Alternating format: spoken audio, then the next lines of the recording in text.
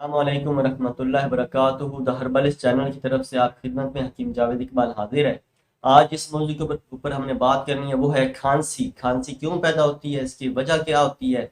जो भी माहौल हमारे हमारे यहाँ मौजूद है या जो भी हम चीज़ खाते पीते हैं, ठंडी गर्म चीज़ हम खाते हैं, तो लाजमी बात है गला मुतवर्रम होता है। गला मुतवर्रम होने की वजह से वो खांसी की कैफियत पैदा होती है। उस खांसी की कैफियत के पैदा होने की वजह से लाजमी बात है इंसान इंसान जो है वो बेचैन हो जाता है, उसकी रातों की नींद उड़ जाती है। उसका आसान हल है मुलट्ठी।